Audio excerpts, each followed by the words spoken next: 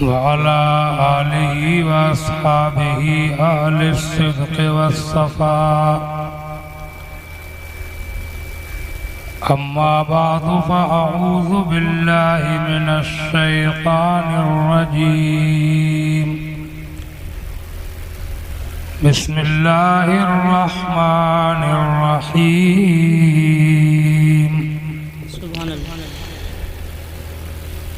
कुल इन्नल मौतल्लज़ी तफ़िर्रून मिन्हु फ़इन्नहु मुलाक़ीकुम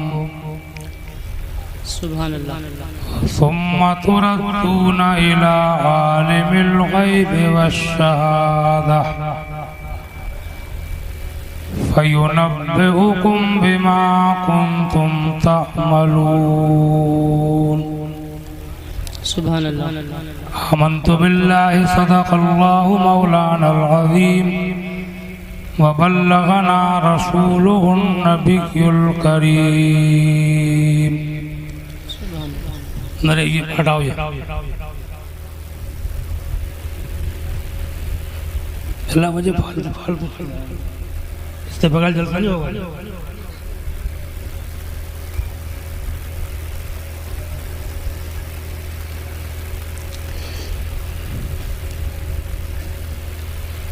एक बार कलमा शरीफ का जिक्र कीजिए, ला इलाहा इल्लल्लाह मुहम्मदुर रसूलुल्लाह सल्लल्लाहु तआला अलैहि वसल्लम। दुरूद शरीफ पढ़िए बुलंद आवाज़ से। अल्लाहुम्मा सल्लि अला सय्यिदिना व मौलाना मुहम्मदिन व बारिक वसल्लम। जैसा कि मालूम हुआ, आज ये महफिल यहाँ सरज़मीन मदाला की एक मुअज़्ज़ज़ शख्सियत जनाब अलहाज अब्दुल मजीद साहिब के इंतकाल के बाद उनके ईसाले सवाब के लिए मुनक़्क़िद की गई है। उनके अहले खाना हाफिज़ मोहम्मद फाजिल साहब की खुशी थी कि इसमें हमारी भी शिरकत हो। जी हज़रत मौलाना राहत साहब मिसबाही की मार्फत राब्ता हुआ और मैं हाजिर हुआ। अल्लाह ताला महफिल को कबूल फरमाए और मरहूम की मग़फ़िरत फरमाए। आमीन।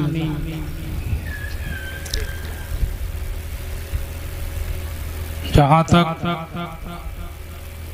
तकरीर और बयान का ताल्लुक़ है, तो मैं आपको पहले ये बता दूं कि ये मौत जो है, किसी का दुनिया से जाना, इंतकाल होना, मरना, ये खुद सबसे बड़ी तकरीर है। जी समझे? मौत अल्लाह ने जो रखी है उसमें एक बड़ी हिकमत ये भी है कि एक मरे और जो रह गए उनकी आंखें खुल जाएं।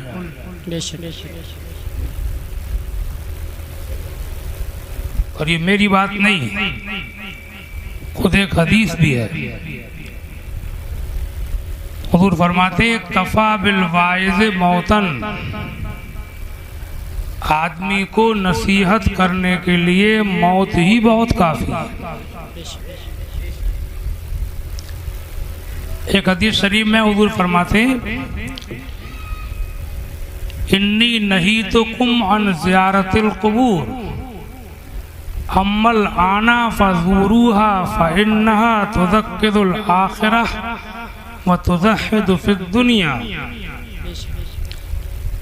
हे लोगों, मैंने पहले तुमको कब्रों को देखने के लिए, कब्रों पर हाज़िरी देने के लिए जाने से मना किया था। इब्तिदा इस्लाम में कब्रों पे जाना मना था। फरमाते अम्मल आना फ़ज़ूरूहा, अब मैं तुमको इजाजत देता हूँ, तुम कब्रों की ज़ियारत को जाया करो। जी क्यों? इन्नहा तुज़क्किरुल आखिरा, क्योंकि ये कब्र जो है ये आखिरत की याद दिलाती है। क्या याद दिलाती है? आखिरत की याद दिलाती है। वतुज़हिदु फिद दुनिया, और दुनिया की तरफ से बेरग़बत करती है, जाहिद बनाती है, दुनिया की मोहब्बत दिल से निकालती है। बेशक ये कुछ भी नहीं। जी तकदीर तुम मुझसे कितनी लंबी करवा लो, अभी मैं कर सकता हूँ। जी की है, तुम्हारे यहाँ भी की हैं, जी जी लेकिन मानो तो न मानो तो ये दुनिया है कुछ नहीं। जी कितनी बटोल लो तुम। गलत कह रहा हूँ बोलो।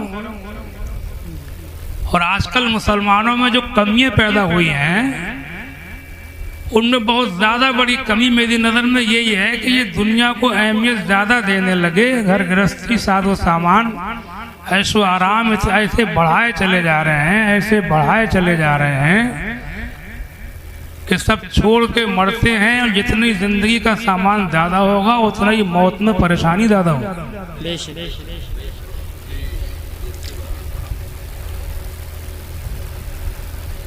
समझे आप? हुजूर ने क्या फरमाया? हदीस शरीफ में है, हजरत आयशा सिद्दीक़ा से फरमाया था हुजूर ने अपनी प्यारी बीवी से, ऐ आयशा अगर तुम मुझसे मिलना चाहती हो तो घर में उतना ही सामान रखो जितना एक मुसाफिर लेके चलता है। बेशक सुभान अल्लाह। कौन लेके चलता है? मुसाफिर। हाँ। वला तखलिक सौबा हत्ता तुरक़ी है, और कपड़े को उस वक़्त तक पुराना ना समझो जब तक कि उस पर पेबंद न लगा लो।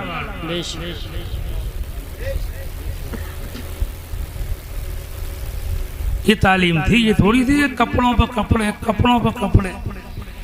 अटैचियाँ भर गई, संदूक भर गए, पेट ही नहीं भर गया। जी जी है? तब जितना छोड़ के मरोगे उतनी बात गलत है। कम से कम छोड़ के मरो। जी मरना तो भाई। अच्छा एक बात देखो, हुजूर की हर बात में हिकमत है।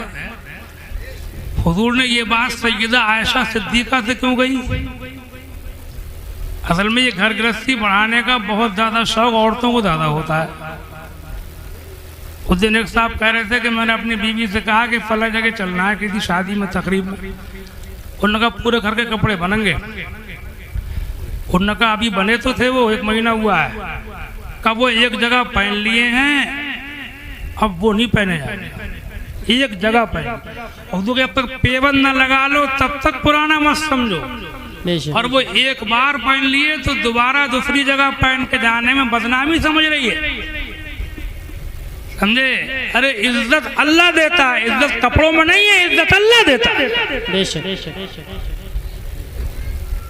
इज्जत आदमी की दीनदारी, ईमानदारी, सच्चाई, वफादारी, अपने से ज्यादा औरों की फिक्र रखना, पड़ोसियों का ख्याल रखना, रिश्तेदारों का ख्याल रखना, गरीबों की मदद करना, खुद सादा रहना, खुद परेशान रह के औरों को आराम पहुंचाना, ऐसे लोगों को इज्जत मिलती है, अजमत मिली है और मिलती है। कपड़ों से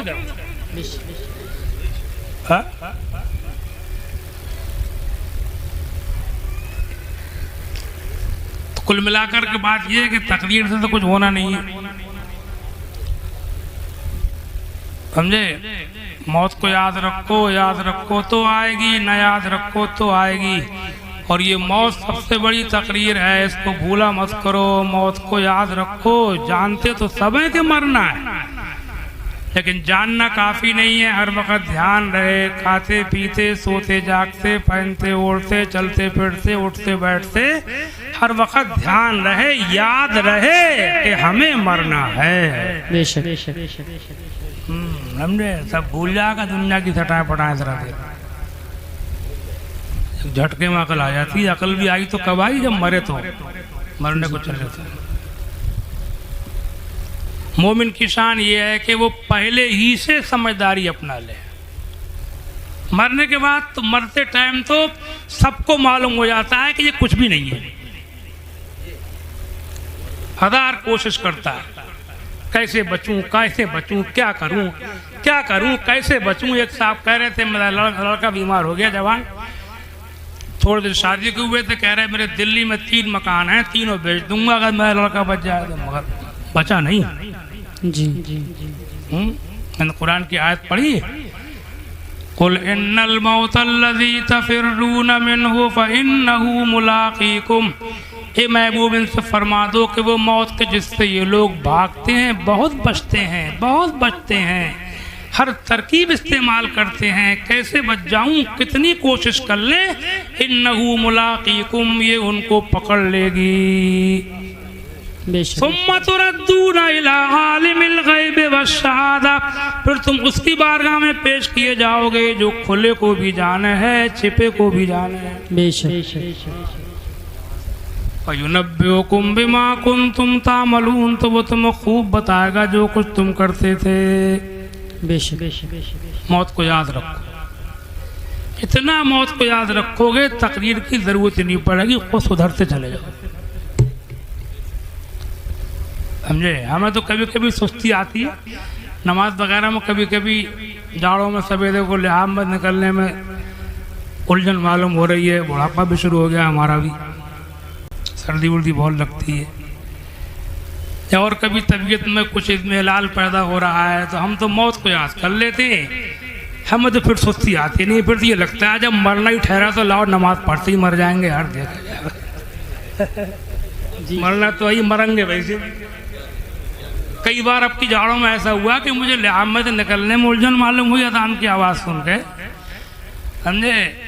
तबीयत भी ख़राब रही कुछ, कभी कभी क्या जब मरना ही है तो ऐसे ही सही, वुदू करते मर जाए, नमाज पढ़ते मर जाए, सुभान अल्लाह।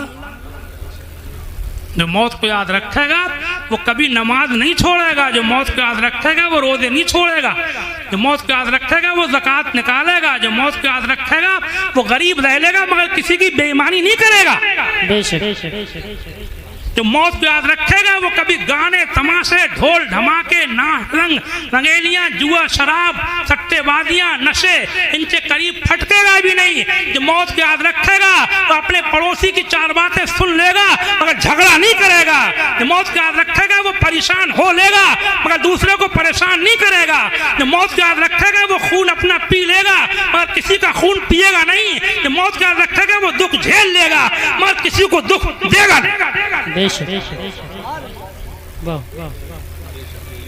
समझे? याद रखेगा तो, अब भूल जा तो भूल जा। पर एक बात बता दो मुझे, भूल जाओ भूल गए, ये मौत को सब भूले हुए हैं ज़्यादातर लोग। ये नमाजें छोड़ रहे हैं, रोजे छोड़ रहे हैं, ज़कातें खुद ही डकार रहे हैं, समझे नहीं? ये सिनेमे वाले, गाने वाले, ये फैशन वाले लौंडे लौंडियाँ, हीरो हिप्पी, समझे? Up to date Anglo Indian, समझे? क्या पूछो, हाँ ये पैंट है, ये बनियान है, समझे? ये फैशन, ये घंटे घंटे भर में बाल बन रहे हैं, मुसलमान होकर के इतनी दुनियादारी, हाँ? ये पड़ोसियों से झगड़े करना, बेईमानियाँ करना, मिलावटें करना, धोखे देना, गाने तमाशे, सब ये मौत को तो बहुत लोग भूल गए हैं। लेकिन मुझे कोई ऐसा बताओ जिससे मौत भूल जाएगी, एक ही बता दो मुझे, मैं 2 भी नहीं पूछ रहा हूं, तुम तो मुझे एक ही बताओ, हाँ? समझे? उतरते चांद ढलती चांदनी जो हो सके कर ले, उतरते चांद ढलती चांदनी। बरेली के आला हजरत क्या ये शेर? जी जी जी आला हजरत ने खाली नातें नहीं लिखी हैं, उन्होंने सब कुछ दिया है, और ये भी नाती है, दीन की हर बात नात है। उतरते चांद ढलती चांदनी जो हो सके कर ले, उतरते चांद ढलती चांदनी जो हो सके कर ले। अंधेरा पाक आता है ये 2 दिन की उजाली है। अंधेरा पाक आता है ये 2 दिन की उजाली है। अंधेरा घर अकेली जान दम घुटता दिल उकता था। कब्र की याद दिला रहे हैं। अंधेरा घर अकेली जान दम घुटता दिल उकता था। खुदा को याद कर। अरे बैठे रहो, मेरे पास पैसे लेके मत आओ, सुन लो इधर बैठे बैठे। पढ़ाई के दरमियान में ही उठ के पैसे लेके आना मुझे पसंद नहीं है। और तुम्हें बुरा तो लगेगा, मगर ये रिवाज कब वालों से चला है बताऊं तुम्हें मैं। समझे? सही बता रहा हूँ, बुरा मत मानिए मेरी बात।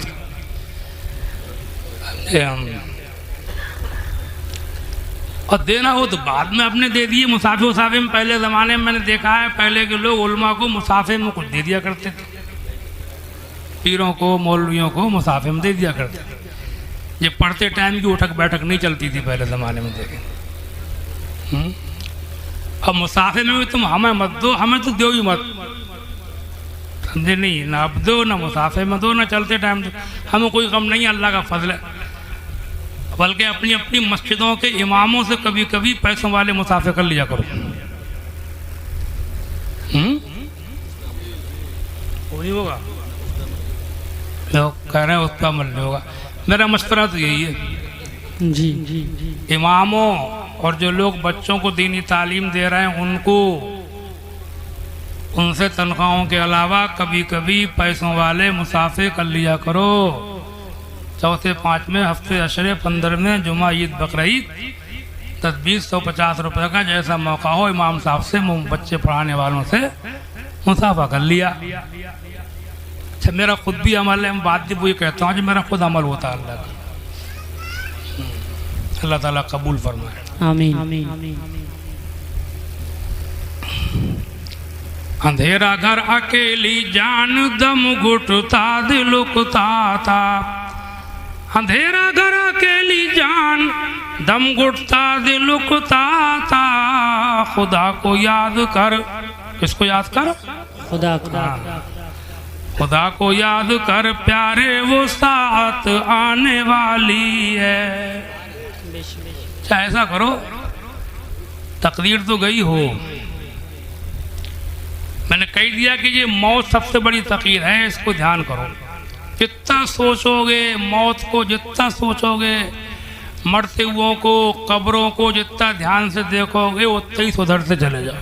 बेशक। अब हदीस ही सुना दी मैंने आपको, हुजूर ने फरमाया। अब आज ऐसा करो, तकदीर तो हो गई, ये 40वें का प्रोग्राम है, कुछ मसले सुन लो मैयत के ताल्लुक से। जी। कुछ ज़रूरी बातें, गलत फहमियाँ कुछ राज हो गई हैं लोगों में, उनकी तरफ मैं आपको ध्यान दिलाऊंगा। मसले सुनने सुनाने का सवाब भी बहुत है। हदीस शरीफ में आया, तदारुसुल इल्म सातम मिनल लैल खैरुम मिन इहयाहा।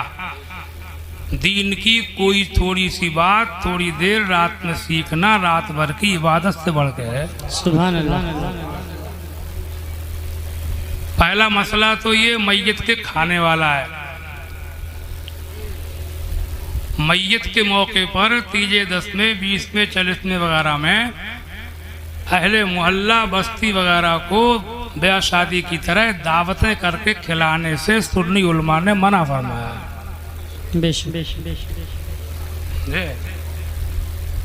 तुम्हारे यहाँ का तो पता नहीं, हमारी तरफ तो बड़ा कर्रा रिवाज पड़ गया है, समझे आप। बड़े लंबे लंबे खाने चल रहे हैं। बघेली शहर में अभी मैंने सुना था कि एक 40वां हुआ है शादी हाल में, और शादी की तरह कार्ड बांटे गए हैं। और उसी बरेली में आला हजरत ने 125 साल पहले लिखा था कि मैयत के मौके पर ज़ियाफत ममनू है। जी। गरीब मिस्कीनों को खिलाओ, मेहमानों को खिलाओ जो बाहर के लोग हैं। ज़्यादा में ज़्यादा ये कर सकते हो कि फातिहा वगैरह वही ऐलान कर दो, जैसे खाना खाना है खा लो, तो खा सकता है, गांव का भी खा सकता है। लेकिन बाकायदा उसे ज़रूरी समझना, पहले से इंतज़ाम करना, दावतें देना, इत्तला करना, सबसे उलमा ने मना किया है। दावत खुशी के मौके के लिए होती है, ये कोई खुशी का मौका नहीं है। जी जी जी और ये रिवाज पड़ गया हो तो इसको मिटाने की तरकीब बताऊं तुम्हें। खाना छोड़ दो, खाओ ही मत। कहीं मेहमान बन जाओ तो खा लिया करो बाहर, नहीं। अपने गांव में मैयत वाला खाना खाना छोड़ दो, अपने आप रिवाज खत्म हो जाएगा, अपने आप पकाना छोड़ देगा आदमी। तुम बेशक मैं भी नहीं खाता हूँ, बाहर जाता हूँ तो खा लेता हूँ, अपनी बस्ती में नहीं खाता हूँ। बल्कि ये बारातें बहुत लंबी लंबी होती चली जा रही हैं, इनका इलाज भी है, ये बारातों में जाना छोड़ दो। मुझसे कोई बारात की दावत देता है, बारात में चलना है, तो मैं कहता हूँ तू मुझे पराए घर क्यों ले जा रहा है, अपने घर खिला। जी जी हाँ? मैं 25-30 साल से किसी बारात में नहीं गया हूँ, जब कितना ही पक्का रिश्तेदार हो आते, अपने घर खिलाओ। पराए घर से क्या मतलब तुझे, भला मजे की बात। एक साहब कहने लगे कि आपको ज़रूर चलना है, बड़े करीबी अजीज, बड़े मुंह लगे। मैंने बहुत मना किया, मैं जाता नहीं हूँ। बहुत जिद करने लगे तो मैंने कहा मेरी एक शर्त है। बोले कहिए, आपकी हर शर्त मानी जाएगी। मैंने कहा 10 आदमी जाएंगे और अपना अपना खाना बांध के ले जाएंगे। समझे नहीं, हम तो खाएंगे लौंडिया वाले, खाना लौंडिया दे रहे, आप खाना खाओ उसका। जी जी कैसे कैसे लड़की पलती है, कितने नखरे उठाए जाते हैं। जवान करके तुम्हें दे दी, ऊपर से उसको नोचो, खसोटो, लौंडिया लो, फिर खसोटो, लूटो उसे।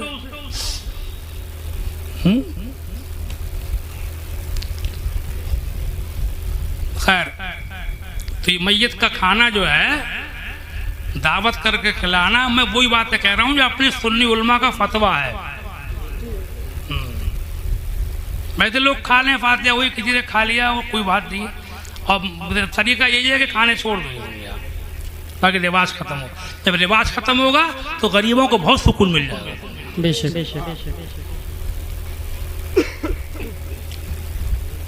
ऐसे रिवाज मत बनने दो जिससे गरीबों की मिट्टी पलीत हो। ये मत देखा करो कि हम दौलतमंद हैं, ये भी देखा करो कि हमारे रिवाज से गरीबों को नुकसान पहुंचेगा। जब रिवाज बन जाएगा तो वो उधार लेकर करेगा फिर। हाँ, एक मसला इद्दत का है। शौहर के मरने के बाद बीवी के ऊपर अपने इस्लाम में 4 महीने 10 दिन की इद्दत है। समझा? कुरान में है ये। तरब्बुस अर्बअत अश्हुरिन व अशरा, 4 महीने 10 दिन। इद्दत का माना क्या है? इद्दत के 3 माना है। पहला माना ये है कि कोई औरत अगर दूसरा निकाह करना चाहती है तो इद्दत में निकाह हराम है, इद्दत के बाद निकाह हो सकता है। जी जी वैसे जो लोग दुनिया से चले जाते हैं, औरतें या आदमी, और उनका जोड़ा रह जाता है, जवान है, अधेड़ है, वो दूसरा निकाह का अगर करना चाहे तो निकाह को बुरा मत माना करो। निकाह अच्छी चीज़ है, जी निकाह बुराई से बचाता है, निकाह आदमी की इज्जत की हिफाजत करता है। निकाह वाला मर्द और औरत को लोग अच्छी नज़र से देखते हैं, शक नहीं करते। निकाह को हुजूर ने ये तक फरमाया कि निकाह आधा ईमान है। बेशक कोई ना करे उसकी मर्जी है, ज़बरदस्ती नहीं, लेकिन कोई करता हो, औरत हो चाहे मर्द हो, तो उसको बुरा मानना, उस पर ऐब लगाना, ताने देना कि निकाह करके बैठ गई, निकाह करके बैठ गया, ये गलत बात है, इस्लाम से बहुत दूर की बात है। उसने निकाह किया, उसने हराम नहीं किया है। निकाह सुन्नत, बेशक सुन्नत की मजाक नहीं बनाना चाहिए। बेशक मजाक बने उसकी जो बुरा काम करता हो।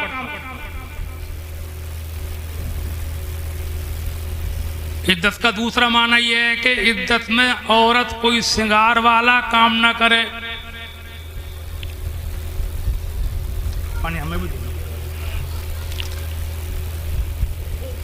श्रृंगार वाले काम जो होते हैं औरतों के, चमकीले चटकीले कपड़े पहनना, सब जानते हो आप, मैं क्या बताऊं, खुशबू लगाना, समझे आप, बाल काटना, कंघा उंगा करना भी मना है।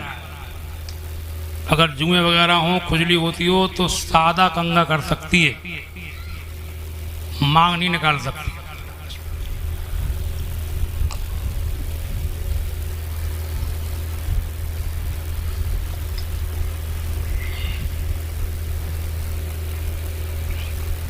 खुशबूदार तेल डालना भी मना है। अगर तेल डालना पड़ जाए तो बगैर खुशबू का, जैसे कड़वा तेल होता है, डाला जा सकता है, समझे आप। और चूड़ियाँ जेवर पहनना मना है। शौहर के मरने के बाद में उतार के रख दे, इद्दत के बाद फिर से पहन सकती है, समझे आप। जी। एक बात याद आई, फिर शायद भूल जाऊं, मैयत की सर में कंघा करना मना है, बुखारी की हदीस है। जी। बात जगह है ये रिवाज, तुम्हारे यहाँ तो पता नहीं है नहीं। मैयत की आंखों में सुरमा लगाना मना है, बेअसल है, बेजरूरत है। इद्दत का तीसरा मतलब यह है कि औरत घर में रहे, जिस घर में शौहर के साथ रहती थी उसी में रहे, बाहर न निकले बगैर किसी बहुत बड़ी मजबूरी के, घर में रहे। इस मामले में दो किस्म के लोग पाए जाते हैं। कुछ तो आजकल की ये मॉडर्न स्मार्ट औरतें, लड़कियां जो हैं शहरों वरों में, वो तो बहुत सी इद्दत को मानती नहीं है, फिरती हैं। और कुछ जगह घरों में, बाद जगह औरतों बहुत सख्ती करते हैं इद्दत के नाम पे, वो भी गलत है।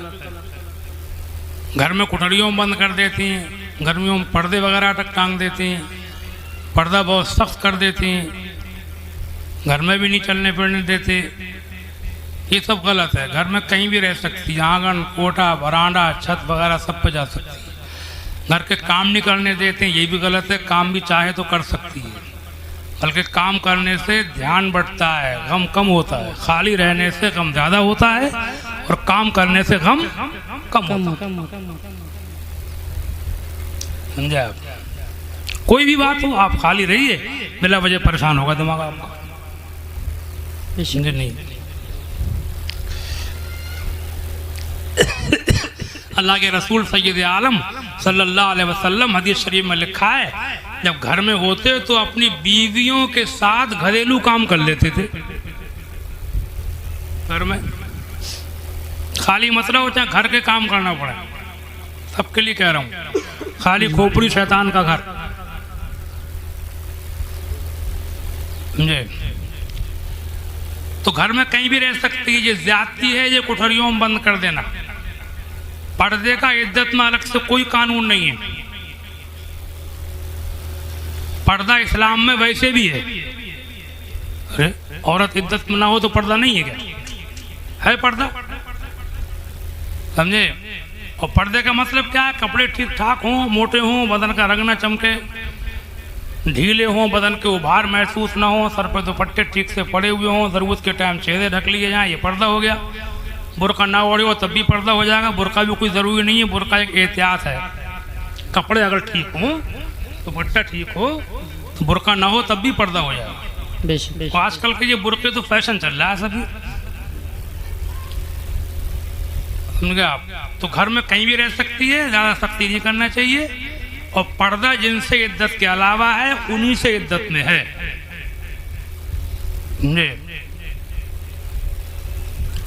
अच्छा, एक मसला जो है वो और सुनो, ये तुम्हारे यहाँ ये चने उन्हें पड़े जाते हैं नहीं इधर इलाके में? जी पढ़िए पढ़िए। कितने चने लाते हो? अरे हमारी सुनो तुम आज।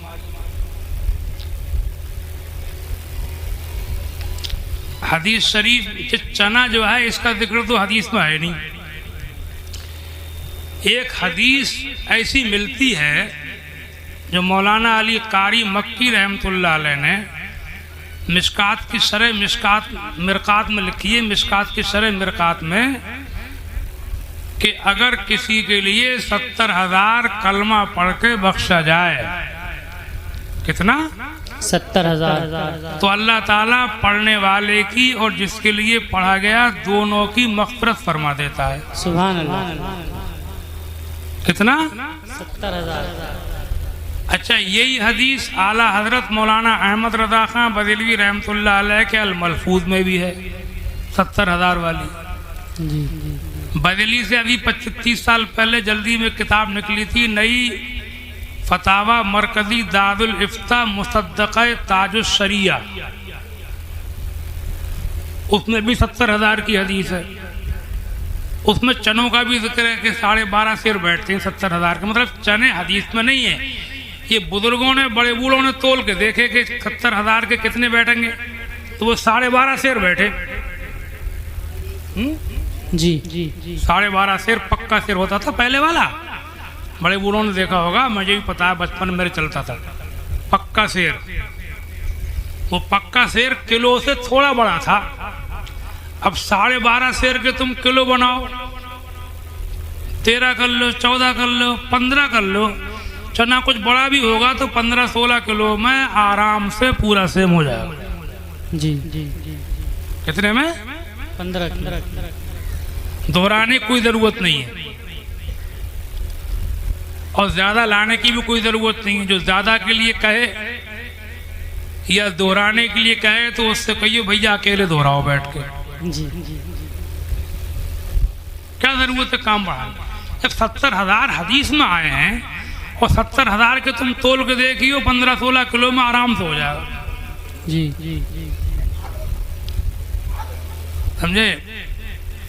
और एक मसला और है इसी में, अपने इस्लाम में कोई काम जो लोगों को जमा करके किया जाए उसका मुख्तसर होना बेहतर माना गया है। जी। मतलब किसी काम में जिसमें पब्लिक जमा हो उसको लंबा नहीं करना चाहिए, उसको छोटा करो ताकि जो बैठे दिल से बैठे, खुशी से बैठे। बेशक। यहाँ तक कि जमात से जो नमाज होती है, अकेले में इमाम कितनी लंबी किरत कर ले, लेकिन जमात पढ़ा रहा है तो बहुत ज्यादा लंबी किरत करना उसके लिए मना है। जी। रुकू में बहुत ज्यादा तस्बीहात पढ़ना सजदे रुकू में उसके लिए मना है इमाम के लिए। जी। अकेले में कितनी लंबी पढ़े? हदीस में है, एक सहाबी थे सैयदना मुआद बिन जबल रज़ियल्लाहु ताला अन्हु, हुजूर के ज़माने में मस्जिद नबवी शरीफ मदीना शरीफ की एक मोहल्ले की मस्जिद में नमाज पढ़ाया करते थे। मदीना शरीफ हुजूर के ज़माने में दूर दूर मोहल्लों से आबाद था, पहाड़ियों पर मोहल्ले थे, नमाज पढ़ाते थे। इन्होंने एक मरतबा इशा की नमाज में पूरी सूरह बकरा पढ़ दी। जी। समझे? तो सुबह को वो लोग आए हुजूर की बारगाह में, शिकायत की, हुजूर ने बुलाया, डांटा, नाराज हुए, फरमाया अफत्तानुन या मुआज, ए मुआज, क्या लोगों को आजमाइश में डालते हो, उनका इम्तिहान लेते हो? सुनो, जब तुम में से कोई किसी कौम की इमामत करे तो ध्यान रखे कि तुम में बूढ़े भी हैं, बीमार भी हैं, कमजोर भी हैं। एक मरतबा आला हजरत से किसी ने सवाल किया, एक इमाम साहब नमाज के बाद बहुत लंबी दुआ मांगते हैं, बहुत देर तक, और कोई चला जाए तो खिसियाते हैं, बुरा मानते हैं,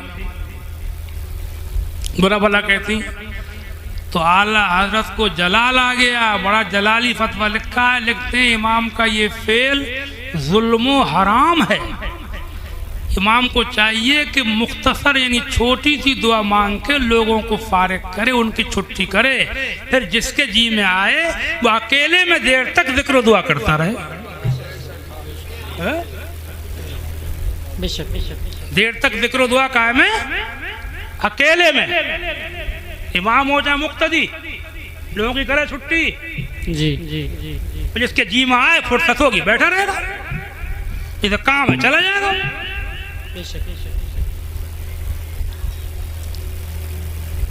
लोगों को तंग नहीं करना चाहिए किसी भी मामले में। जब जमात से नमाज के लिए हुक्म आ गया, और चीजों में क्या हो, हदीस सुनो, फरमाते हैं बश्शिरू वला तुनफ्फिरू यस्सिरू वला तुअस्सिरू,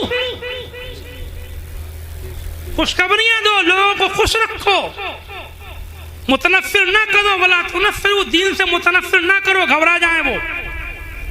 यस्सिरू वला तुअस्सिरू, आसानियां दो, सख्तियां ना करो। बेशक बेशक बेशक। एक जगह फरमाते ला तुशद्दिदू फशद्ददल्लाहु अलैकुम, सख्ती ना करो, अल्लाह तुम पे सख्ती करेगा। समझे?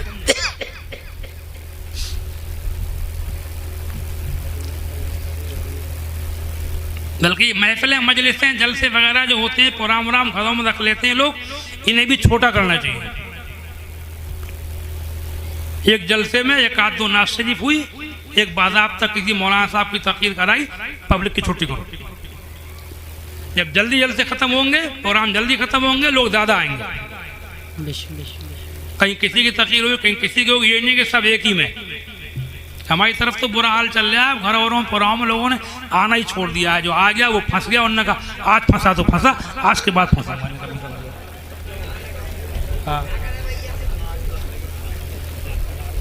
समझे? तो हाथ जोड़ जाता है।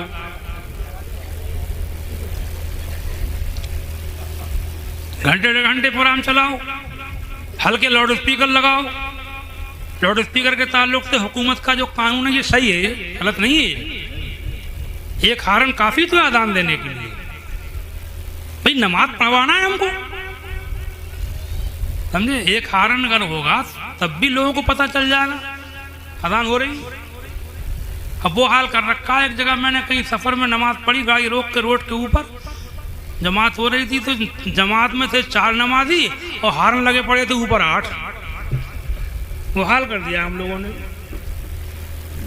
ऊपर से लगा रहे हैं ईको, मस्जिदों में ईको, जलसों में, मस्जिदों में ईको क्या करेगा? ईको तो तमाशा में होता था, ये आवाज़ बनाने के लिए करते थे वो लोग। हमें कोई आवाज़ें बनाना है, हमें तो दीन फैलाना है। ईको फीको लगाए। वो शायर साहब कहते हैं जरा ईको तेज कर दीजिए।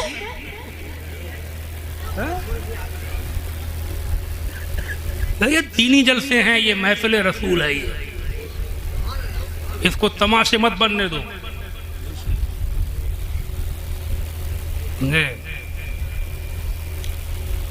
कलमा शरीफ का जिक्र कीजिए, ला इलाहा इल्लल्लाह मुहम्मदुर रसूलुल्लाह सल्लल्लाहु अलैहि वसल्लम।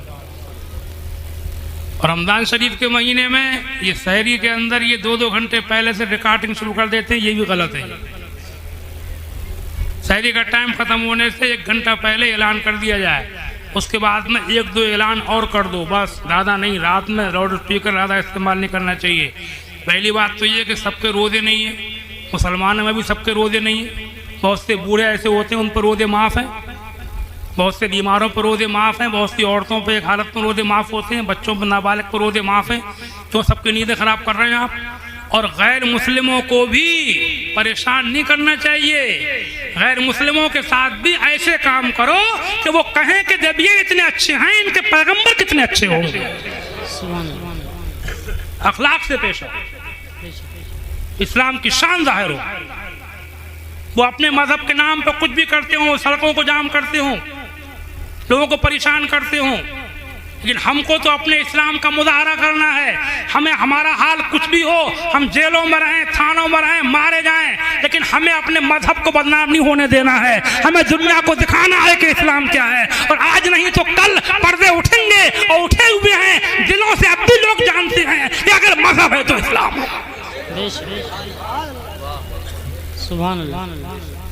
समझे? कोई काम ऐसा मत करो जैसे ये ताजियेदार वगैरह। अपने यहाँ ताजियेदारी इस्लाम में एक तो नाजायज़ काम है। आला हजरत ने ताजियेदारी को नाजायज़ कहा है। हाँ, घुमाना बनाना सब।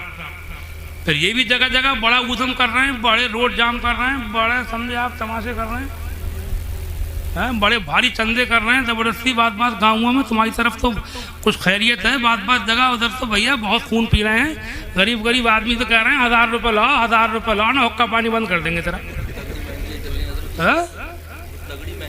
अरे सब नाजायज़ है। अल्लाह ताला देखो, मेरी बात का बुरा मत मानियो, खुद सोचो कि इस्लाम क्या है और तुम क्या कर रहे हो।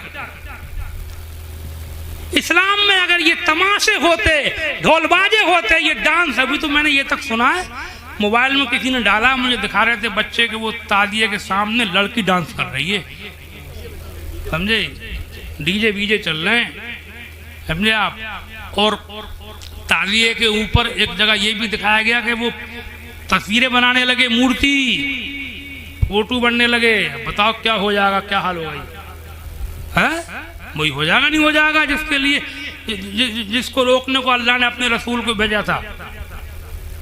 ताजिए के नीचे से बच्चे निकाले जा रहे हैं, वहाँ पर चढ़ावे चढ़ाया जा रहा है, धीरे धीरे न सही एतकादन अमलन सब वही सब कुछ होता चला जा रहा है।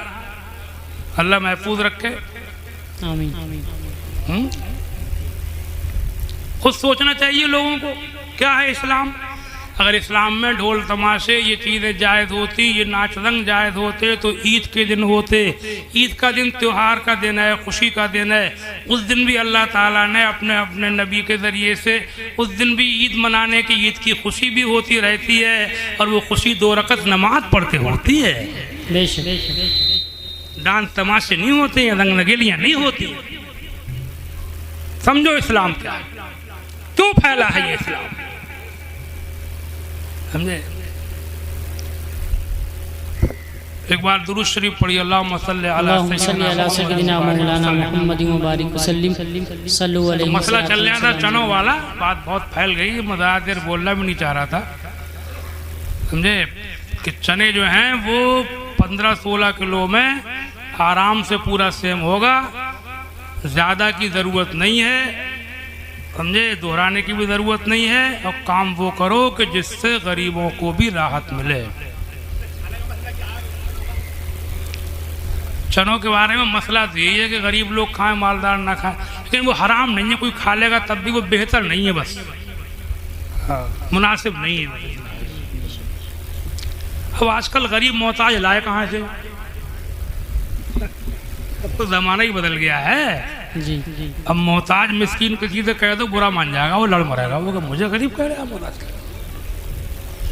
किसी की दावत करो, कह दो कि हमें 10 मिस्कीनों को खाना खिलाना है, तुम भी आ जाइए, कहेगा मिस्कीन मैं, झगड़ा कर लेगा। तो पहले का ज़माना था, लोगों के फाकों के होते थे, तो वो बेहतर तो यही है कि बच्चे उच्चे खा लें, गरीब मोहताज मिस्कीन खा लें, लेकिन अगर कोई खुशहाल आदमी भी खा लेगा तो कोई गुनाह नहीं है, बस मुनासिब नहीं है, बस इतना है। एक बार कलमा शरीफ का जिक्र कीजिए, ला इलाहा इल्लल्लाह मुहम्मदुर रसूलुल्लाह सल्लल्लाहु ताला अलैहि वसल्लम। चनों का मसला हो गया, ये याद रखोगे। अच्छा, एक मसला और सुन लो, मैयत के मामले में जल्दी करना सुन्नत है, देर करना बेखास ज़रूरत बिदअत है। हदीस शरीफ में है अस्रिऊ बिल जनाज़ा, हुज़ूर फरमाते हैं जनाजे के मामले में जल्दी करो। एक हदीस हुज़ूर फरमाते हैं या अली ला तुअख्खिर सलासतन, ऐ अली 3 बातों में देर न किया करो। क्या? अस्सलात इज़ा खानत, नमाज जब उसका मुनासिब वक्त हो तो पढ़ लो, देर न करो। बल अय्यिमा इज़ा वजदत लहा कुव्वन, और गैर शादीशुदा लड़की औरत जब उसका मुनासिब रिश्ता मिलने लगे तो फिर देर न करो, कर दो शादी। आजकल ये भी बहुत हो रहा है, शादियाँ करनी बहुत महंगी, अब या तो करेंगे ही नहीं, करेंगे तो भारी करेंगे, क्या बीमारी पैदा हो गई यार। इस भारी शादी के चक्कर में लाखों लड़के लड़कियां घरों में बैठे हुए हैं। लड़के को ज़रूरत है लड़कियों की, लड़कियों को ज़रूरत है लड़के की, कोई जवानी है भाई, लेकिन घर वालों को ज़रूरत है बहुत नामवरी की, बुढ़िया बुढ़े बहुत वाहवाही चाहिए बुढ़िया बुढ़ों को, तो शादी कराएंगे, समझे। शादियाँ हल्की करो, सस्ती करो, एक दूसरे को निभाओ, समझे, न खर्चे करो न कराओ। कल ही मैंने एक खबर सुनी है कि एक लड़का मर गया, उसके बाप ने उसके ऊपर शादी में कर्जा करा दिया, बहुत, बाप ने इतना कर्जा करा दिया कि शादी के 2 महीने के बाद में लड़का मरा, अभी कल पड़। अल्लाह कर्जा बुरी चीज है, उस शादी से फायदा क्या हुआ?